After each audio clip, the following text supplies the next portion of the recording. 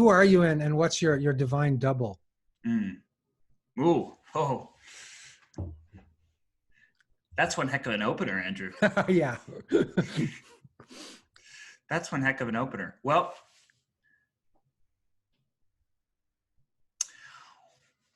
I don't know what to say about that, except that it's the right question.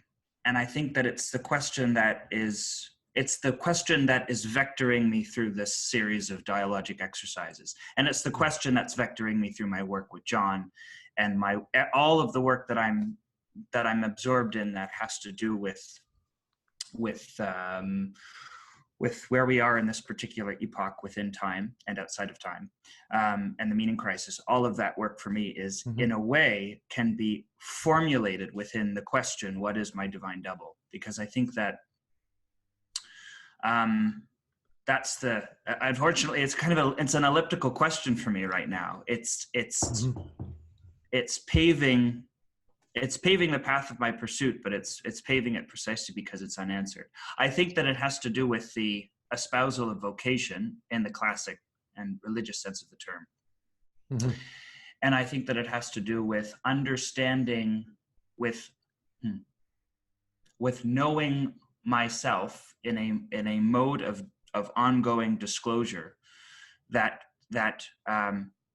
beckons me further into the world, such that being beckoned further into the world is also being beckoned closer to myself. I don't know if that makes any sense, but I think that there's a way in which the disclosure of the project, these projects that we're, and I say we because I think there's a way in which you're also absorbed in these projects, right? I mean project in a very I mean it very equivocally, in the sense that there's a network of interrelated projects that are happening right now, and you and I perhaps are on different axes of the project, but they're part of the same project fundamentally, right? And it's the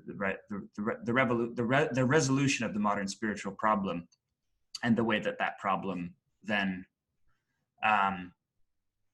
disseminates itself into all of the satellite problems that we mistake for the problem, right? Yeah. And the way that translates into our politicking and that kind of thing. So I think that for me, as I immerse further into the work, myself becomes more and more disclosed to me, which is to say my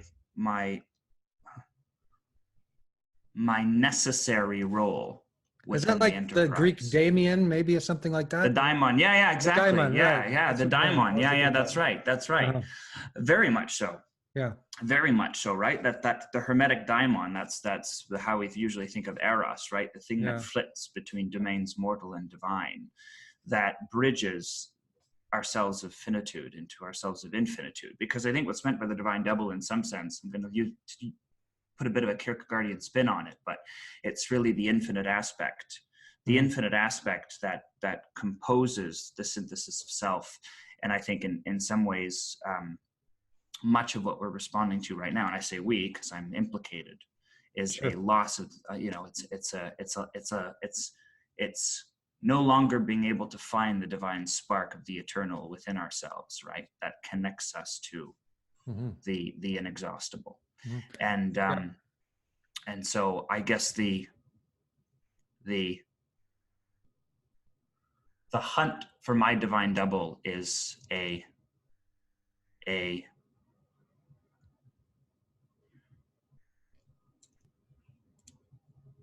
it's a way of nosing out the eternity within nosing out the eternity within the presence of the work. And the reflection of that eternity is something like, something like the double that you're talking about. And it's interesting because that was me not answering your question at all. No, when Guy was well, there's an aspect of humility to your answer, which when Guy was saying that you had this sort of glimmer of feeling that you have a gift for philosophy, and I was thinking that my feeling about you was that you're kind of a poet, or at least I get a really poetic sense in your writing, which I thought was very interesting. So it's Well, interesting. you're no slouch yourself, my friend. Yeah, well, I'm not a philosopher for sure. I do my best to try to understand philosophy, but in the past, I've pursued songwriting and written a book of Mm, poetry, and then I've moved on to sort of being this kind of blogger of some kind. So I feel like I come from that interest in actually poetics. Um, mm, rather than let's say straight up, political stuff or anything like right, that. And right, I was right. thinking about what you were saying about this sort of stale political air that we get, and then trying to find a sort of language that liberates us from that in some sense. Mm. Are you following what I'm saying? Yeah, yeah, Yeah. perfectly. Yeah, yeah, yeah. Absolutely. Absolutely. Yeah, I think that for me, there's been a great relief in finding the right category of problem Hmm. to grapple with. Because with problem formulation, like God, it's everything, which is why your question's so apt, right? Because it's the right question. And I think that, so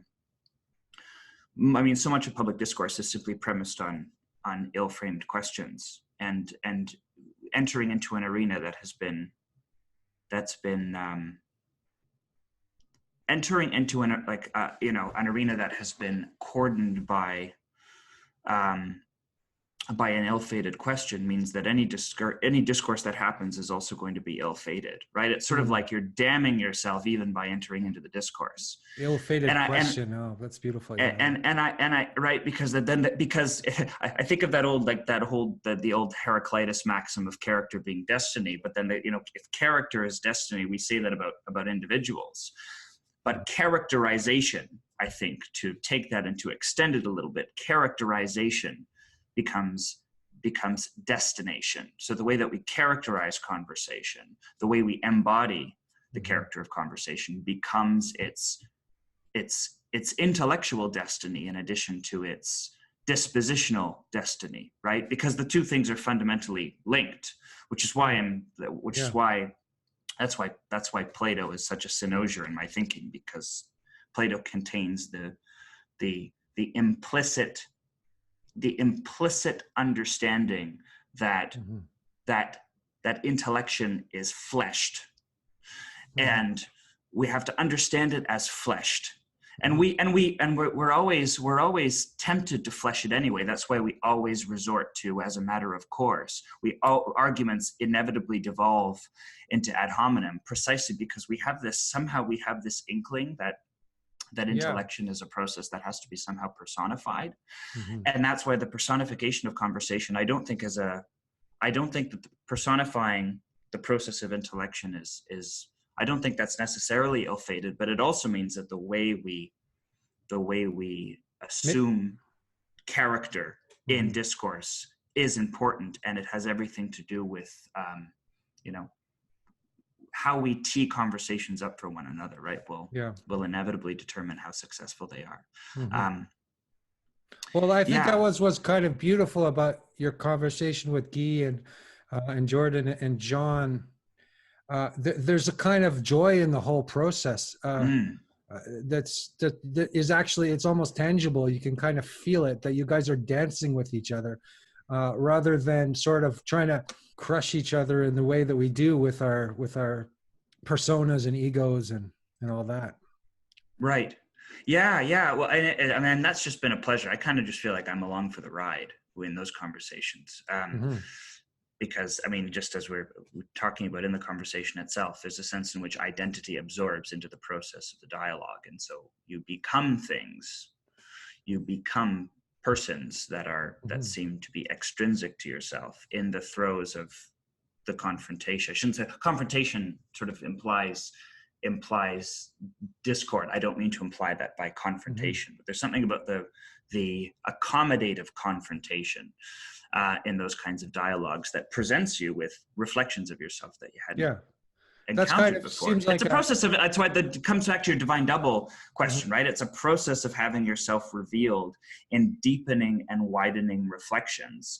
The deeper a conversation goes, your reflective image grows in proportion to the depth of a discussion, which is why significant discussions are so edifying. It's not just because they avail propositions that we hadn't stumbled upon before. It's because ourselves are unfurled in the process of those discussions. And that's why we come out of them sometimes just so utterly changed, because it's like, I'm different now, you know? And that's why I think of it in that sort of the Platonic sense of recollection, right? It's like you are in potentia, all things that can be revealed in the throes of those conversations. So in a way, it's like it's a kind of psychic homecoming, which I guess maybe sort of bridges it into more of a Jungian thinking. Yeah, I noticed that you often use the metaphors of birthing, and I was thinking about that, and I was and being in a kind of womb and the sort of creative process of becoming something, and I was thinking about four guys, you know, getting together, talking, and yet the metaphor is always about birth. So I thought that's very interesting, and I don't mean to bring gender into the subject. We're so anima possessed. But that seems to be like something that gets guys very excited or something. Does that make any sense? Because perhaps they're not actually giving birth the way biological birth, but they want to be involved in this process of giving birth to ideas. Or that's right. Well, that's the only way in which poesis is available to us is you know, and that's why there's such a deep power. That's why literal physical poesis and artistic poesis are so affined to one another. If there's such a powerful assonance between those things, is because we have a sense in which there is a continuity of nature between physical birth and the kind of poesis that we associate with craft, you know, with craftsmanship or whatnot. And that kind of the way that they're analogically bound to one another, I think, again, is something that we find all the way back in Plato. There's a very, very powerful,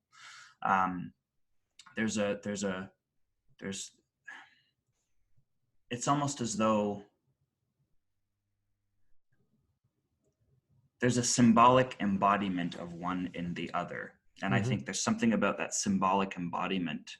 It's the erotic symbolic embodiment of the notional and the somatic. That's like, it's in a way it's indispensable, and that's often much of what's been lost to us, right? Because of our many modern dualisms and so on, and all kinds of things have contributed to that. I don't want to oversimplify the problem or foist it on any one perpetrator, because that's often unfair too, and people do that a lot. But I think that we find ourselves so disembodied, like you and I were talking about that in our letter correspondence, right? Sure.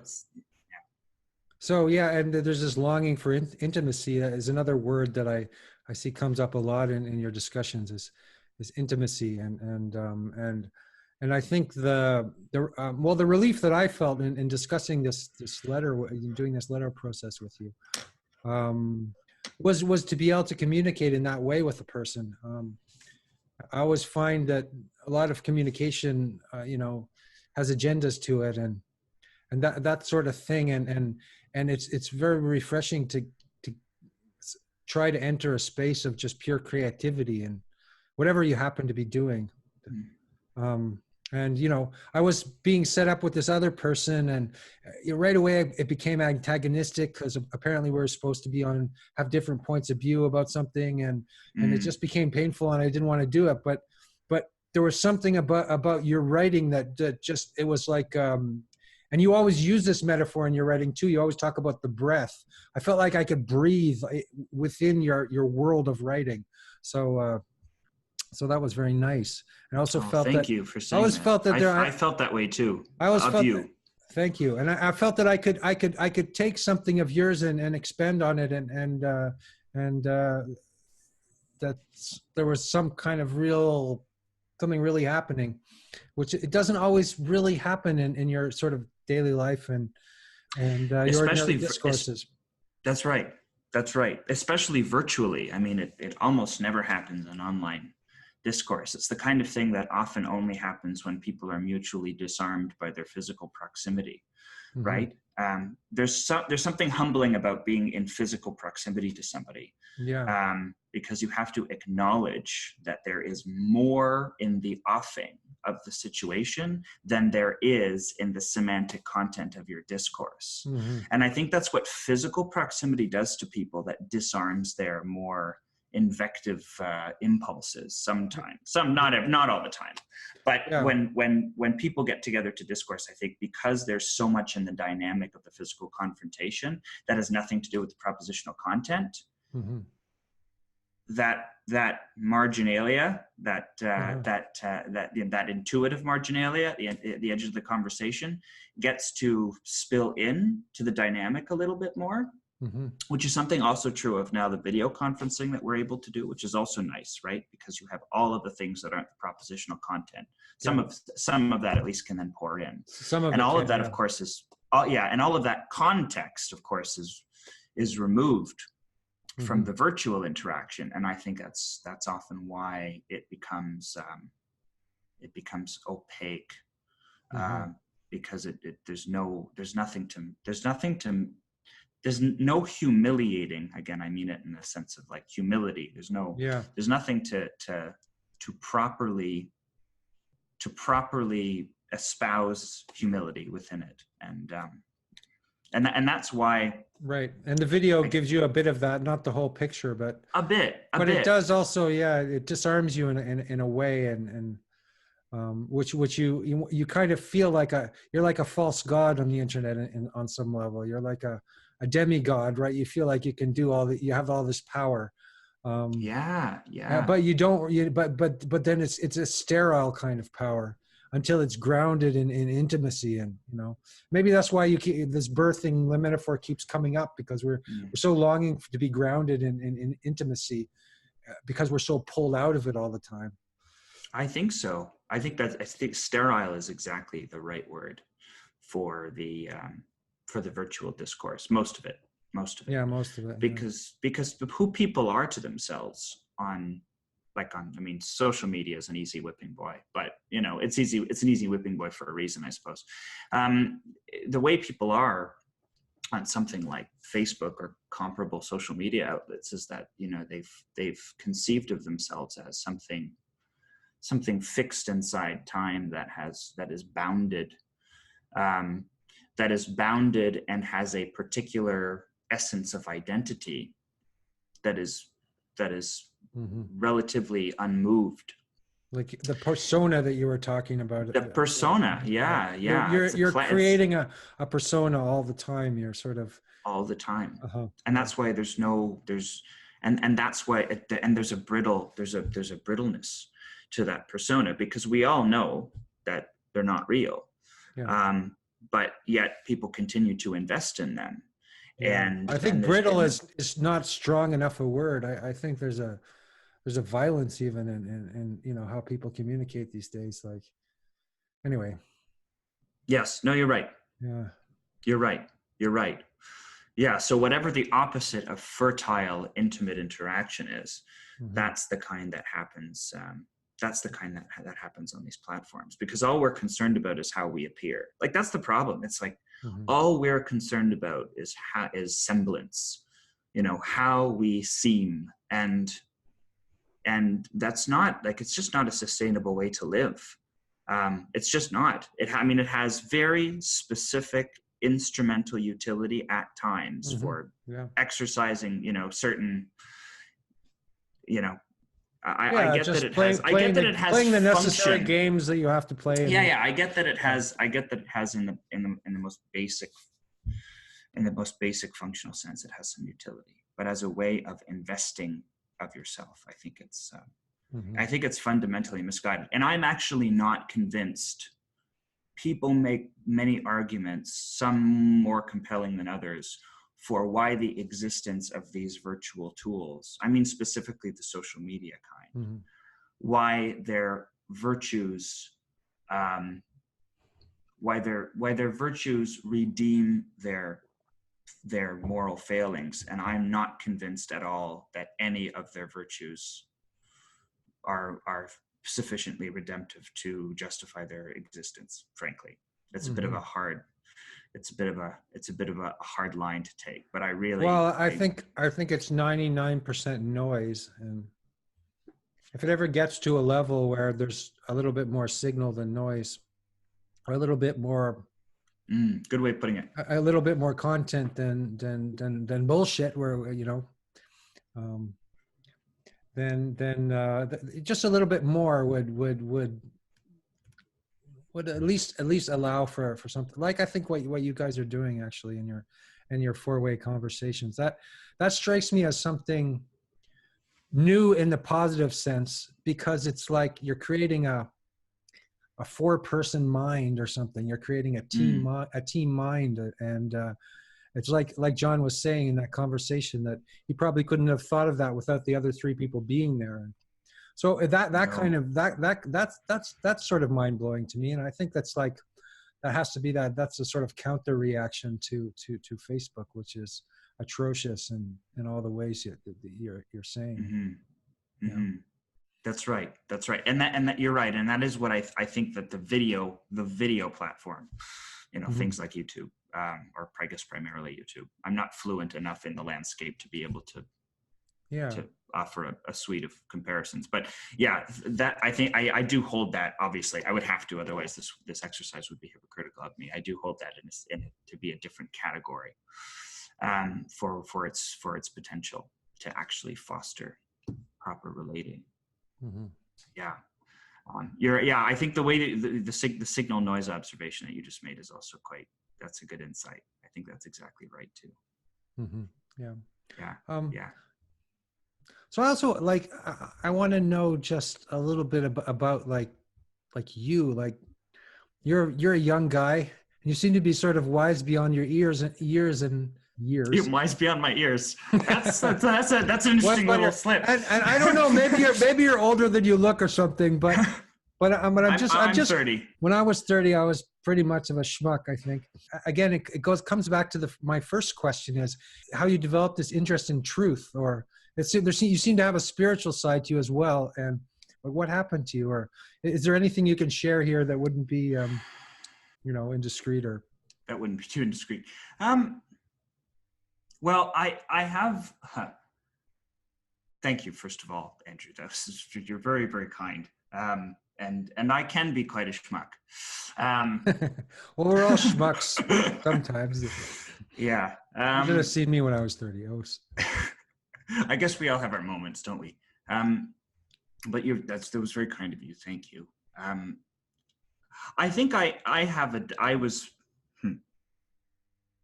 an original and very distinct advantage in my life in the form of a very well-adjusted and deeply, deeply loving family. I think that all starts there for me. There can be no doubt of that in my mind. That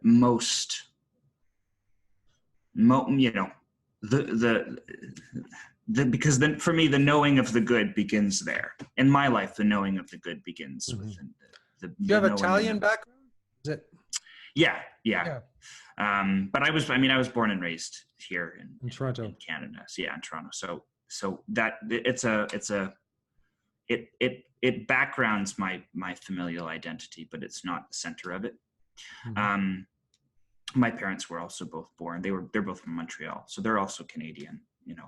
Born and raised. So it's a fairly, I would say it's a fairly Canadianized family, whatever that means. I'm Canadian too, right? We haven't gotten there yet, but I'm going to ask you all about yourself, and that was going to be one of my first questions. Okay. Because I gathered, I know you live in Paris, but just based on our correspondence, I gather that you have a lot of connections here. So I assume you're from here originally? Yeah, I am. Yeah. Okay. And are you from Toronto specifically or elsewhere? My parents live in Ottawa. I have a lot of family in Toronto, and I studied at McGill. So I lived in Montreal for many years. Yeah. Okay. But I've been here since 2003. So maybe I've lost some of my Canadianness, but interesting. Okay. I want to ask you all about. Okay, we're gonna get back to that. Okay, let's keep up. I really want to know what that has meant for you, that transition. Okay. We'll get there. Yeah. Okay, what was I saying? Yeah, so I think that, you know, I have, so I have a very, the sort of the matrix of my family life was very encouraging, Mhm. in the proper sense of the term, and also just very affectionate and very, and open. Mhm. Open in the sense that, you know, there weren't a lot of, aside from just being generally, you know, responsible and competent and being, just being, adjusting to the degree that you become a well put together person. There weren't a lot of prescribed expectations as to what I needed to do or be, and that kind of thing. And also that we were backgrounded religiously insofar as the family was Catholic, but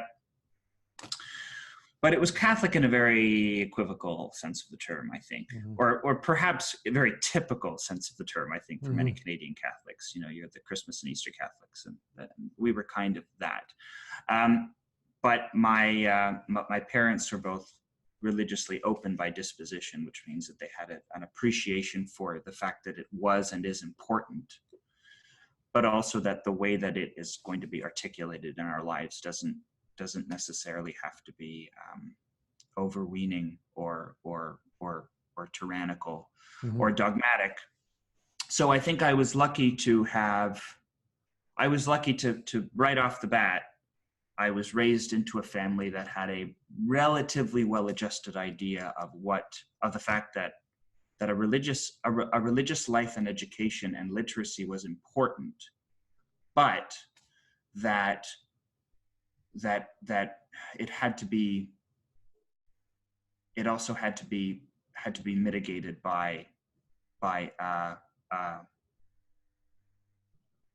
by a realization that there's a lot that's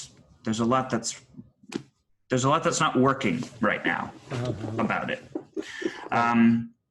So I think I kind of got that. That was that kind of came with that, Mhm.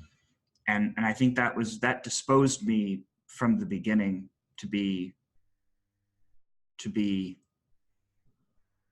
I think what it did, actually, when I think about it, when I think of my sort of my younger self, I think, and not that I know, I could certainly become, I don't know, like the best, yeah, like any other young man, I could be very, sort of, you know, recalcitrant about these things. But I think that ultimately, I think that what my family life did is it inoculated me. Wow, what a Freudian Mhm. slip. It inoculated me against the dangers um, of both fundamentalism Mhm. and Gotcha. atheism. Gotcha. Yeah. I think that's what it did. Like the great gift that my parents, for instance, gave me. I think that among many of the great gifts that they gave Mhm. me So they didn't implicitly. they didn't crush your Implicitly, they didn't no, they crush your didn't. dogmatic religion No, or take no. out But they all the no, poetry from you with no. the sort of positivist, you know. Yeah, they didn't. They were not hostile toward it, but they were also not. They were also not. Yeah, they were not mired in Mhm. problems of literalism, Yeah. and so I think that kind of got. Now beyond that, I think that they largely left me alone to figure this out for myself. But I think that was a heck of a good start, Mhm. because it meant that I had an appreciation for all that I didn't know, um, and there wasn't but I wasn't prescribed to don any specific garb or Mhm. affiliate with a specific Mhm. tribe and that kind of thing. And now what that did is I think that gave me a bit of a feeling of mataxu, a feeling of being in between. Mhm. That's still, I still have, and I struggle with Uh-huh. it. Uh-huh. It isn't a, I mean, I think it has advantaged me in a lot of ways, but Mhm. it has also challenged me in a lot of ways, Yeah. because even now I'm always in between categories of thinking. Mhm. Mhm. And that's very, very difficult. That's, I mean, you wanted, like, that's my story, basically. Every leg of the journey is simply another version of being in between categories of thinking, in between disciplines, in between commitments, in between camps, I just perpetual in-betweenness. Of course, now with a little bit more philosophically and literate, I understand that there's a symbolic significance to being in between, and I think this is why I always come back to the nature of eros, the hermetic nature of eros, right, or the daimon, right, the Socratic daimon, as a perpetual in betweenness, and I identify very, very, very closely with that. My friend Alexander talks about a shamanic caste. He does something called the nomadology, where he looks at early tribes, and he says there's about 4% of the population. They're kind of in between. They go in between tribes. They could be diplomats, or they could be, they could be priests, or, well, more like shamans, or they would go in between. They would always be the in between people, because they wouldn't have a fixed well, their role would not be a fixed role within the tribe, but someone who could go outside the tribe and talk to other tribes. And if that makes any sense. It does. It makes a lot of sense. I can very much relate to that as well. Can you? Do you feel that of yourself as well? Yeah, definitely. Yeah. Because well, first of all, I'm in between by virtue of living in a foreign country.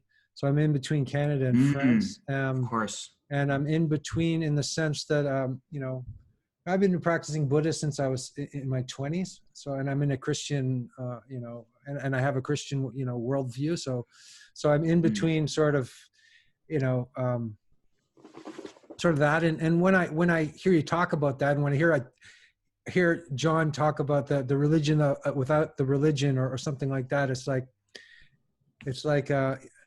I think being an in-between person is somebody who sort of has a lot of sympathy for a lot of different kind of people, and different views and worldviews, and sort of relates to the world through a kind of I guess, just sort of sympathy rather than judgment, or if that makes any sense.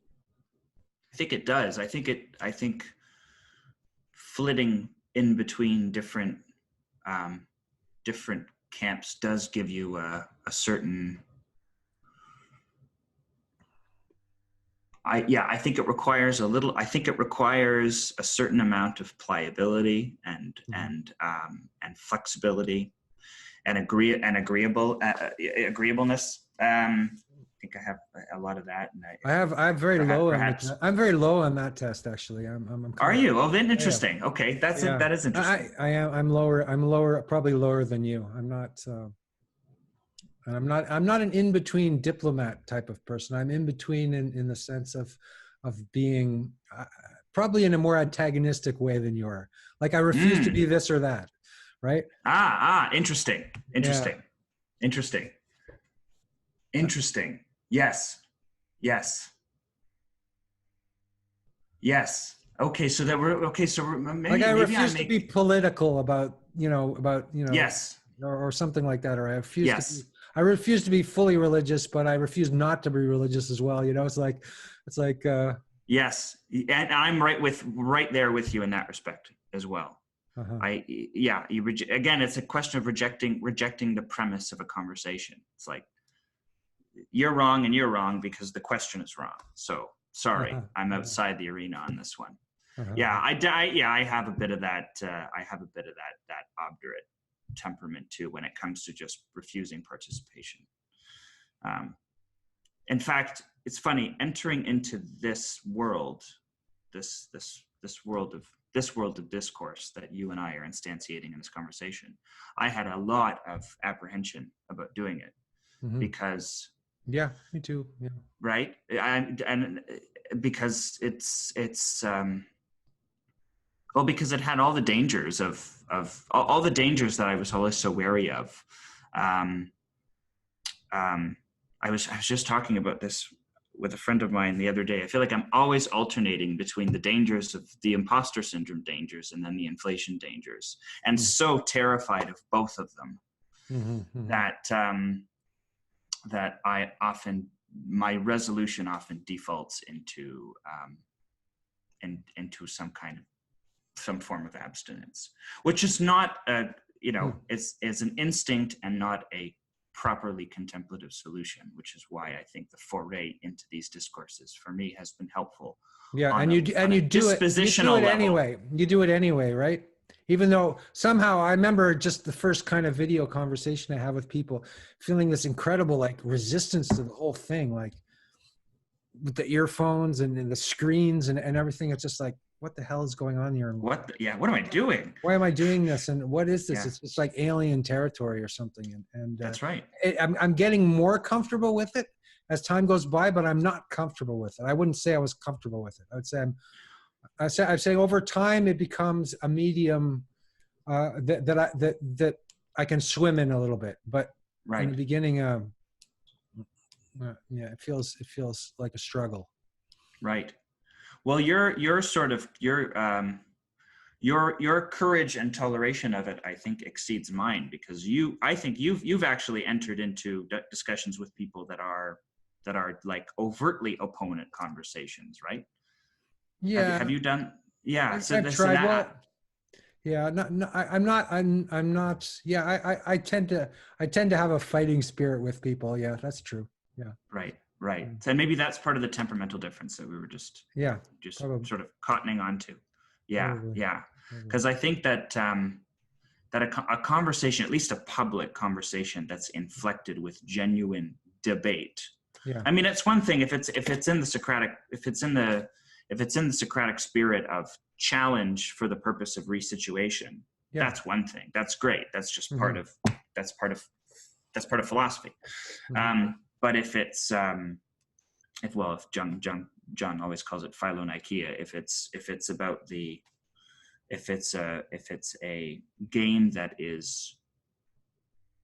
a game that's going to figure a victor, then I'm just disinterested.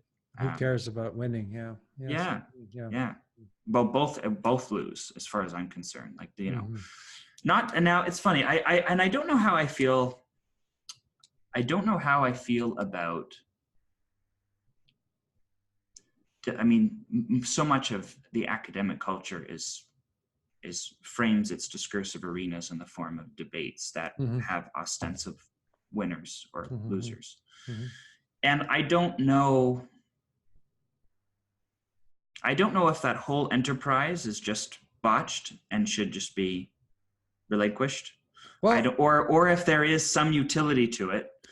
It has its place, and its place has just become inflated and too encompassing. I'm not sure how I feel about that yet, but I think I might have an insight into that. Well, anyway, I often bring in, masculinity. I've talked a lot about masculinity, often because it's such a taboo topic, and nobody likes to talk about it. And I think there's something about guys, men, who they need to fight on some level, sometimes in some kind of a way. And if they're doing that in an academic setting, maybe they're not doing it in the setting of war. Like maybe there is sort of a healthy form of a fight. I know people who love that kind of thing. I love to be antagonist and get into a good scrap with somebody. There's a place for it. You're right. It's important. Well, because it's like implicitly, it's an inextricable part of our nature, and it has to be exercised and integrated. And so then the question becomes, how do we integrate it? I mean, that's part of what Peterson's project is, right? That the espousal of existential responsibility is about integrating and situating aggression within the psyche in such a way that it becomes subordinate to the holistic good of the self. And I think that's a deeply, deeply meaningful project. I think my sense is, though, that it's a project that cannot be conflated with the project of genuine philosophical inquiry. Like they have to somehow be dispossessed of one another's influence. And I don't know how that happens exactly. Like it's sort of like, when you're having a tiff with somebody, sometimes it's good to sit down and just fight it out. Yeah. Maybe not physically, or maybe physically. but sit down, have your argument. But I think there has to be, the game you're playing is not a game of propositions. It's a game of it's a baser game of resolving latent aggression that then threatens to engulf your propositional thinking. And I think once you resolve that, and maybe resolving it just means indulging it for a period of time, like within safe parameters, but indulging it, doing that's what wrestling would be, right? It'd be two people. That's right. Respect each other, maybe even love each other a lot, wrestling it out, like physically. I mean, that's right. That seems to be a beautiful thing if the right spirit is behind it. That's right. That's right. Yeah. Exactly. And that's why combative sports, like things like MMA or, boxing, or like, there's a reason that they're so popular. And it's because, like, we found a relative, I mean, safe is a relative term. I suppose MMA can get pretty intense, but we found a relatively safe arena in which to exercise the aggressive impulse and give it geometry within a game that can control it and that can integrate it. Now, I don't know if that's a perfect integration, but I think it's an attempt to do that. And I think there's a place for that. There's a place for that. But I kind of think of it, but more interpersonally and more conversationally. I think it's sort of like the difference, you're having a conflict with somebody, and there are genuine perspectival problems that you need to sort out with one another. You do need to engage into a Socratic process of understanding the situation so that you can bring sort of elucidation to a problem. But sometimes before you can actually do that, like when two people meet each other, there's a film that just came out called Marriage Story. Yeah, I saw that. I was thinking about that as well. So. And there's that sort of there's so much. There's so much ambivalence. It's fraught with ambivalence, which is what makes it like very, very similar. It's and I'm not married, so you can probably you're I'm married. You're married, so you can speak more experientially on this topic than I can.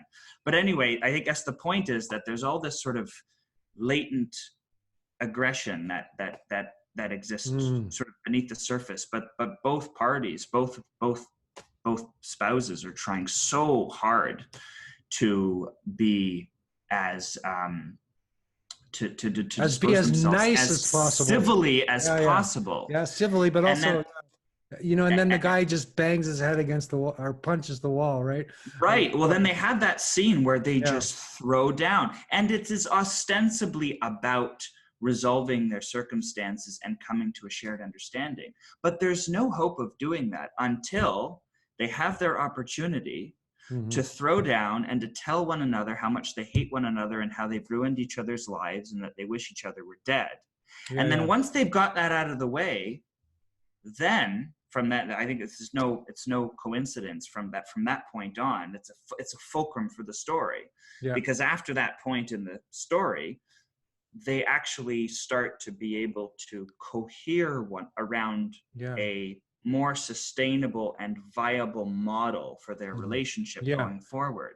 But they needed to have that absolute throwdown. But the real aggression, they were able to do that. The real aggression is in just the being nice all the time. That was the real aggression. Like, the real aggression is before the actual physical aggression comes out. Yes. Self-containment and which leads to all this self-hatred and this sort of pussyfooting around and everybody's trying to be noble, and they're both trying to be something, and it gets very painful until that moment where you have this physical release, or this like that, and suddenly they have some reality or some. Yeah, that's right. Yeah, you need that like moment of just sheer that sheer tempest of it, because they have to the reason that that conversation just devolves into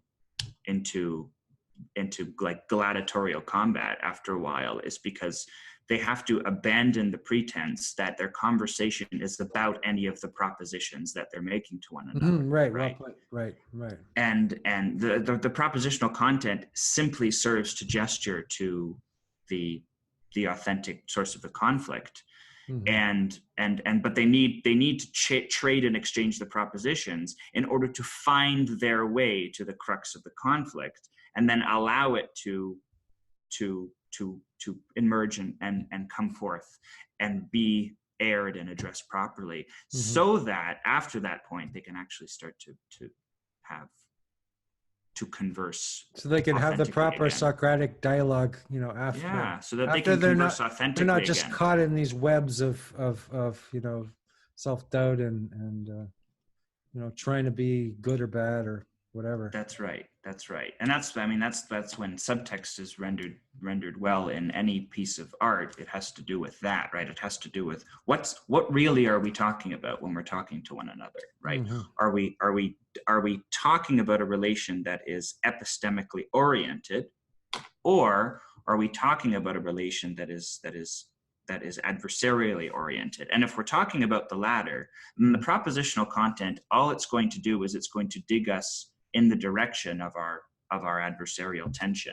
So hopefully, if we're learning our lessons from that, then we simply let the adversarial tension erupt and have its day, so that we can move on, and then maybe there's a well, we have to get in touch. Maybe this touches on sort of our original conversation, which was about monsters, right? It touches on being able to live with, let's say, the monster in yourself, or being able to allow it to come out and to see it, and because if you bottle it up for your whole life, it's going to do damage to you on some level.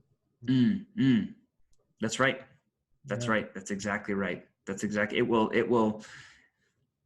will always, we're always possessed, right? And then the question is, how are we possessed?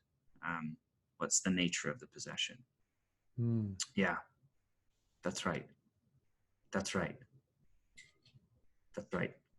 So let me maybe take this opportunity, if you don't mind, to kind of to turn the attention a little bit in your direction. Okay, go for it. There's all kinds of stuff about you that I'm so curious to know. Yeah. And I guess you provided me with a little bit of a segue earlier, so why don't I just pick up that thread? So you're from Canada originally. You spent some time, were educated in Montreal, and then you moved to Paris in the early 2000s. So first of all, what do you mind me asking? What brought you to Paris in the first place? Well, I ended up. It was sheer accident. It was I met somebody. I moved here and ended up staying. I guess that it gets back to the in-betweenness that we were talking about, that you sort of straddle identification with two different senses of home, or two different places. How has that resolved in your sense of personal identity, both in your activities and the things that you love to do, but just also sort of the attitudes that you have on a more sort of quotidian basis? Well, I'm a happily married guy with two kids, and I just bought a home. So this is congratulations. This is about as like adult. I'm 48, so this is as adult as I've been able to muster up. In my 20s, I wanted to be a songwriter, so I wrote hundreds of songs, and I lived in Montreal, and I played in bands. I kind of was I would say I was a poor student, but I was a big reader. So I read a lot, and I was always reading, and I was always trying to translate the books I read into songs. And that was, I did that all the way up until, like, I still do that actually, but I still write songs, but somehow that is being translated creatively these days into writing and podcasting, and traveling around and meeting people and talking to people like you. I'm a teacher I'm a sort of supply teacher at different universities here. That's how I earn enough to survive. And so I teach one class on actually, it's called Monsters. It's very interesting. My class I taught, I did a class on zombies, and then I discovered your book, and I was like, oh wow, I mean, this was what I was this was articulating all these places I was going and trying and teaching in my class Oh, that's cool. hmm. You seem to have this interesting sort of Renaissance skill set that you're and you were talking a little bit about this earlier, that you sort of you have all of these, you have linkages to a lot of different interests that all seem to find their nexus in you, a combination of artistic and academic, and musical and literary. Like you seem to be at a crossroads of all of these converging talents and interests, which is neat and unsurprising, because you seem so broadly versed and so broadly literate. And it doesn't surprise me that you seem to be at a convergence of a lot of different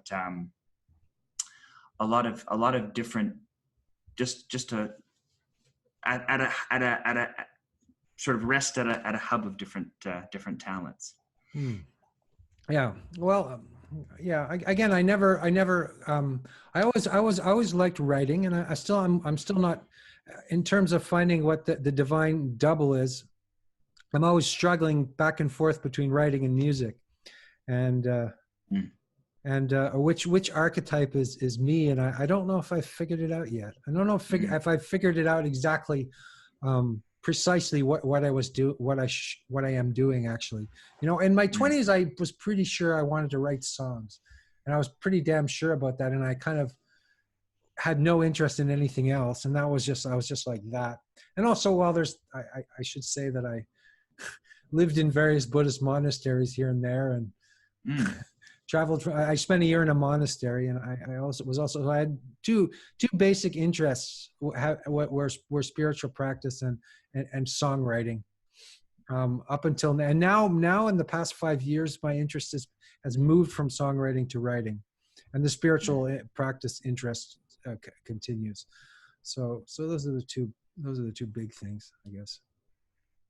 And you certainly have found, like, there's something, it seems, that with your site or your channel, I'm not sure what you call it, but your space on Medium, where you write essays very regularly, you seem to have taken on the identity of an essayist, at least somehow, to some degree. And that's an interesting coalescence of the different identities that you seem to be alternating between.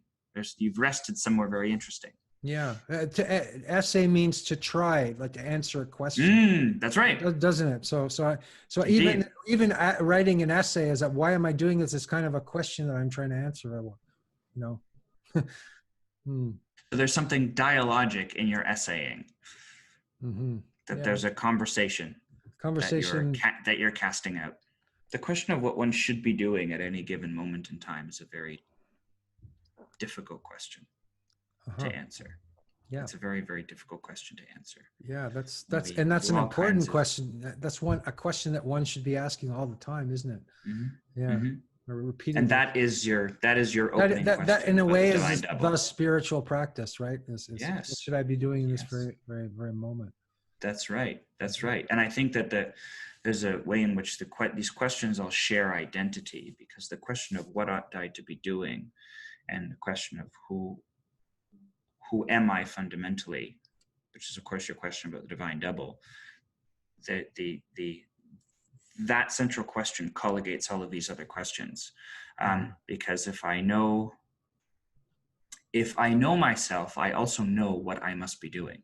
And if I know what I must be doing, then I also know myself, because there's a verbal nature to the knowing of oneself, right? In the sense of being of a verb.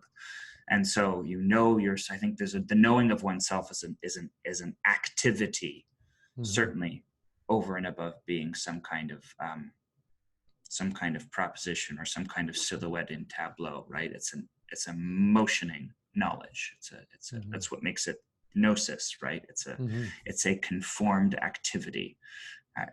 When you get that feeling that you have your steps have, if only temporarily, come into stride with your double, or come within range of the stride of your double, then suddenly you find yourself sort of cresting to yourself properly. And Yeah, Rilke says every angel is terrifying. It's like you come, you sort of see this, you see this, you have this taste of total freedom on some level, and then you come back to yourself and your life, and yeah, yeah, that's right. That's right. You, that's right.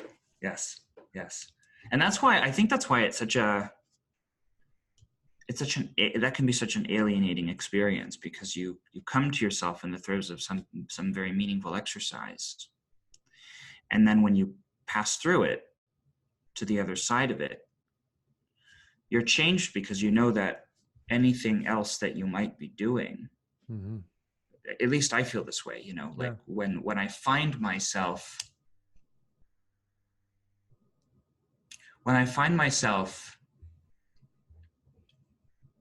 caught in the right, dancing to the right rhythm, caught in the right flow, whatever metaphor we may choose here. It's an ecstasis of an experience, but it also means that it ruins much of the rest of your life, right? Because you can't. Because everything is so drab compared to that, right? Everything is everything is gray and not interesting. And everything seems to be so inane and banal by comparison. And I struggle with that a lot. I struggle with being overwhelmed meaningfully overwhelmed by activities that seem to have some ultimate import, activities that are eternal gestures, as it were, right? That partake of eternal gestures that are about the always, as Paul Vanderklee likes to say. I love the way he makes that distinction. But then when you have to then come back into the day-to-day. Yeah, and that's the hard work, actually, I think, in a way. It's just embodying that. It's like, it's really hard. It's really hard to embody that. It is. I guess some people are very grounded and they need to climb upwards. Other people are sort of in a sublime realm when they have to climb downwards into the body or something. I don't know if that makes any sense. It does. It does. And I think it has something to do with being neither here nor there that we were talking about too. But yeah, there's something about too just being, I think that there's something simultaneously freeing and challenging about having assuming the identity of an amateur when it comes to these kinds of conversations, and I still think of myself that way. So the Italian root of the word amateur, right? It's like this amateur is something to do with love, being a lover of something. Right. No, I'd forgotten that. So being a lover of something. Thank you for reminding me of that. Being a lover of something rather than a professional. Right. Yeah. Right. Yes. That's right.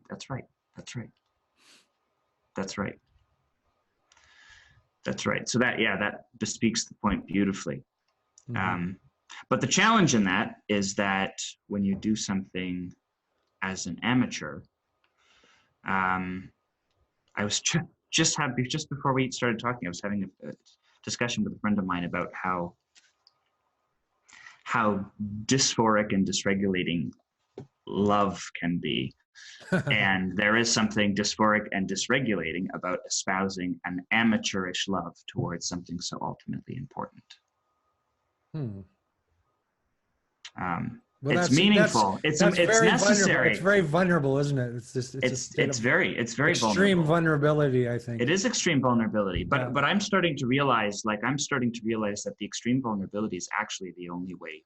It's the only thing that's going to properly conduce the transformative experience required to then progress further.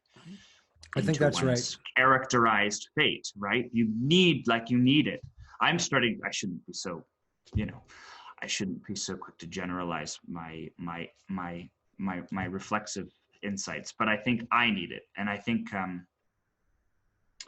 I'm starting to realize how essential it is. I didn't No, realize it for I a think long you time. can stick with your original insight and say that it's it's the only way. You know? Yeah. Yeah. Yeah. In a way, I guess if I was to put a more sort of existential formulation on it, I would say the realization that you are not yourself, the realization not to be oneself, um, comes with an existential prescription that you must take the steps to be oneself, you know, and like realizing the inimidenticality, I think, is very helpful. Like when you wake up one day and think, no, I'm not being myself right now. Yeah. That naturally, like automatically, it invokes it's correlating um, um, A longing. prescription. Yeah, the longing, right? Yeah, the Long, realization that the longing. Yeah. Somebody once told me. the despair not to be oneself, as Right. Kierkegaard might say. Yeah. Some wise person once told me. I said, you know, where do I start? I was like, where do you start? And you always start with longing, right? That's where you start. Yeah. That's right. That's right. Exactly. You start with your. You start with insufficiency and longing, or you're That's right. insufficient. That's right. And then I think what you try and do, and this is what this is precisely the Socratic project, is you take that inkling of insufficiency, and then you reproduce the insufficiency at every level of your awareness, so that you actually compel yourself comprehensively to turn in the direction of what will be more sating, right? It's like that's the function of the Platonic myths. That's what the function of the Platonic myths. People like Jonathan Lear have noticed this, that the function of Plato's myths was to imbue the more somatic, appetitive parts of the psyche with the same dissatisfaction as the intellectual faculties, so that you essentially embody the intellect, sort of the intellectual dissatisfaction becomes embodied somatically, and so that you can coordinate yourself more comprehensively to refocus on the project of orienting yourself to what will be more satisfying, right? So there's something about like filling yourself up with dissatisfaction is a project that seems awfully strange out of context. But I think in many ways, I think dissatisfaction is something that you have to cultivate before you can cultivate the project of satisfying yourself. You have to allow yourself to embody your dissatisfaction so thoroughly that you whet your appetite for a more substantial transformation.